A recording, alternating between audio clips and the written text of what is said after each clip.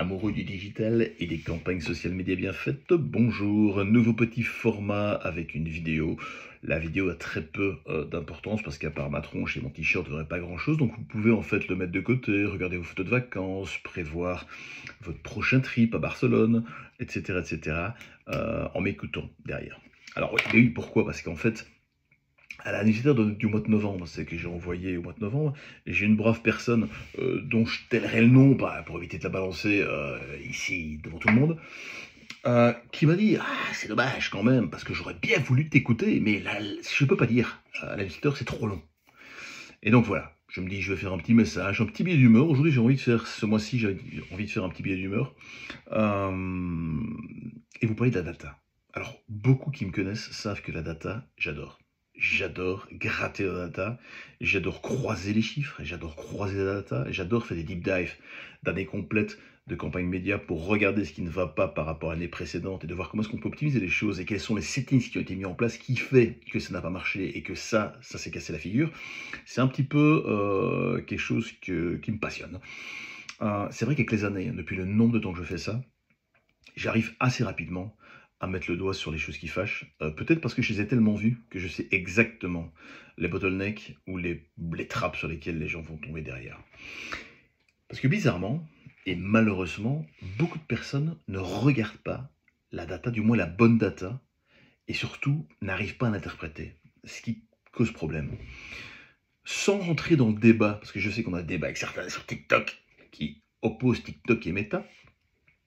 Si vous regardez par exemple les plateformes comme TikTok et Meta, quelqu'un qui va mettre 3000 boules sur TikTok pour faire une campagne, il y a de fortes chances aujourd'hui en Belgique qu'il ne fasse aucune vente et qu'il fasse un trafic qui est proche de zéro, d'accord, d'expérience. Quelqu'un qui va mettre 3000 € en médias sur Meta sur la même période, si c'est bien orchestré, si c'est bien fait, si les stats sont sympas, va sans doute faire des ventes et rentabiliser son investissement. Ça, c'est la réalité. Ça, c'est des datas qui peuvent montrer. Alors, j'entends bien qu'il y a de l'awareness, de la notoriété, patati et patata, et très certainement, je suis un petit peu extrême sur la performance, et d'ailleurs, les meilleurs résultats que j'ai, c'est sur des marques qui ont travaillé depuis des années sur leur notoriété. Et donc, voilà, c'est quelque chose qu'il faut quand même dire. Mais malheureusement, si on se contente de l'awareness, si on se contente de la notion de notoriété, sans pouvoir y placer de la data, des chiffres, etc., et des résultats concrets après pour une boîte, ça va être très compliqué pour des petites PME, etc. Alors oui, j'ai parfois des frictions avec des grands groupes médias qui me parlent de la notoriété pour leurs clients FMCG X ou Y, qui va cramer des centaines de milliers d'euros avec simplement en vision un reach, une fréquence. C'est très abstrait, c'est très abstrait. Je veux bien l'entendre pour des grosses boîtes qui ont ces moyens de jouer dans cette cour-là, mais pour la majorité des petites PME, malheureusement, il va falloir du concret quand même derrière. Et il n'y a que la data qui va pouvoir, entre guillemets, conforter les choix, qui va permettre de pouvoir augmenter les budgets, parce qu'on sait qu'on va dans la bonne direction, on a des résultats derrière.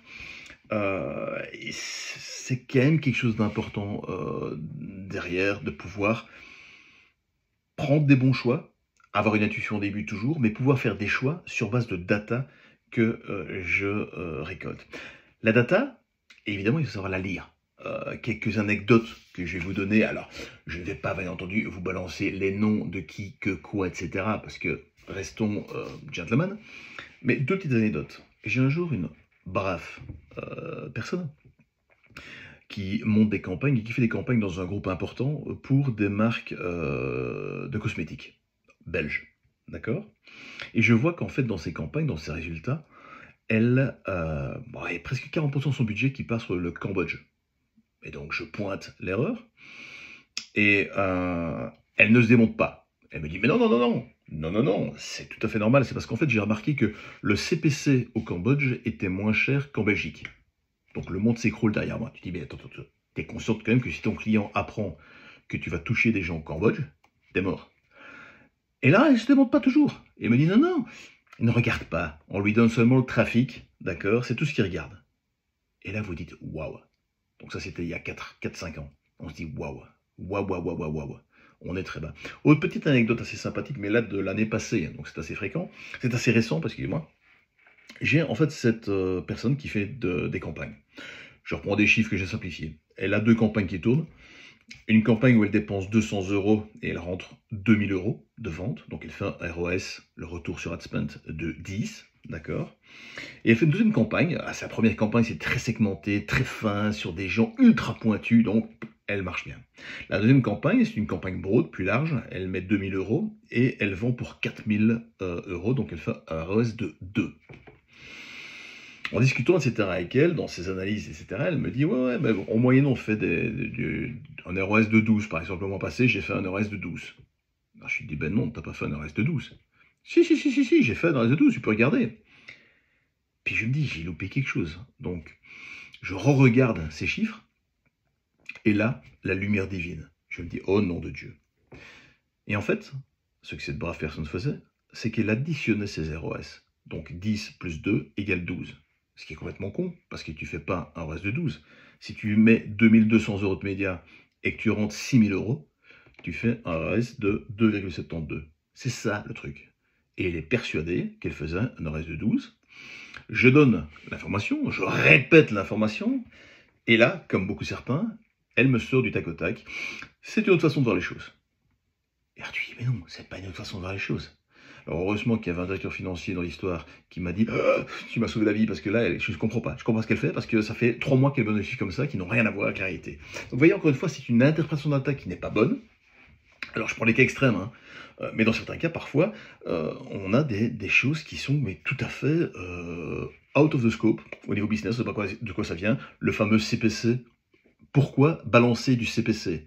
Pourquoi venir avec le CPC? Le CPC, et je le vois encore dans plein de rapports hein, d'agences médias, le CPC, plus il est bas, plus vous allez, je parle au niveau des campagnes social media, gratter le fond des tiroirs des réseaux sociaux avec tous les crétins qui cliquent sur tout. D'accord? Vente, zéro. Donc plus votre CPC va diminuer, plus votre CPA va augmenter. D'accord? Ça plus ou moins dans l'autorité. Donc c'est des choses qui sont assez problématiques de niveau du CPC là-dedans. Je prends un exemple, parce que je parlais de TikTok, je prends un autre exemple avec une marque bien connue qui me disait, tiens, c'est marrant, sur Google, hein, ça marche quand même beaucoup mieux que sur Meta au niveau des performances. Alors, wow, je vais regarder. Et c'est très drôle, c'est que d'abord, première chose, c'est que elle regarde le last click. Donc effectivement, le last click, si tu as Meta qui va donner énormément de visibilité et que la personne toute seule va revenir après, une semaine après, sur Internet, chercher, taper le nom de la marque, et le premier qu'elle trouve, bah, c'est une ads, il va cliquer et on va créditer Google Ads. Par contre, ce qui est intéressant, c'est que dans toutes ces campagnes Google Ads, elle n'avait, au niveau des keywords, que le brand name. Que le brand name. Donc, c'est que tu te dis, mais attends, t'es conscient de ce que tu me dis? Tu me dis que quelqu'un qui tape ton brand name tombe sur ton ad. C'est génial, parce que quelqu'un qui tape ton brand name, pour moi personnellement, c'est soit qu'il me connaît, soit qu'il m'a vu, et il sait. Donc, la performance de ton Google Ads pour ça est proche de zéro. D'ailleurs, tu peux regarder que l'année passée, ce qu'il avait fait avec des mots-clés plus complexes et plus éloignés de sa marque, bah, t'es nettement moins derrière. Donc voilà, on mélange parfois des pommes et des poires, etc. dedans. Je dis pas que j'ai toujours raison à ce niveau-là, mais on mélange des pommes et des poires parfois. Et c'est assez compliqué d'avoir un globiboulia dans lequel on ne s'y retrouve pas des masses. Je reviens sur TikTok, parce que j'adore parler dans un sens, dans l'autre. Ça, c'est un petit peu comme une discussion de bar entre nous. Ce qui est drôle avec TikTok aussi, c'est quand j'entends ces gens qui vous disent que TikTok est un réseau social. Alors que globalement, TikTok, même les gens de chez TikTok le disent eux-mêmes en interne, c'est une plateforme d'entertainment. C'est pas un réseau social. Les jeunes, c'est leur nouveau Netflix, quoi. Je vais pas sur TikTok pour engager, voir mes amis, etc. Je vais sur TikTok pour mater des choses, pour voir des choses, d'accord, des vidéos, etc. dedans. Et d'ailleurs, vous le remarquez avec TikTok, et vous allez voir de plus en plus aussi avec Instagram, et d'autres sans doute, c'est que, je ne sais pas si vous avez remarqué le switch, on est en train de parler de moins en moins d'influenceurs, et de chercher des créateurs. C'est des créateurs que les gens cherchent. Et donc c'est ça que les plateformes recrutent maintenant, c'est des créateurs, pas des influenceurs. Donc des gens capables de créer un contenu qui permet de capter l'attention des gens sur la plateforme. Et ça, c'est un gros switch au niveau de ces plateformes médias. Voilà, ça n'a rien à voir avec ce que je disais au début, ce qui est assez génial, mais ça me faisait plaisir quand même de vous le mentionner. Passez tous d'excellentes fêtes de fin d'année. Alors, pour votre information, le 24 décembre, non, ce n'est pas Noël. C'est mon anniversaire. 50 ans. 50 ans que je me tape une bûche avec des Pères Noël et des sapins dessus. Mocha, caramel, ça peut changer.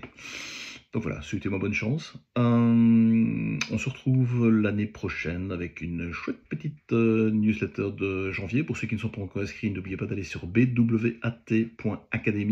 et de vous inscrire pour recevoir notre merveilleuse newsletter chaque mois avec des tips, des infos, des nouveautés, des news, etc. etc., etc.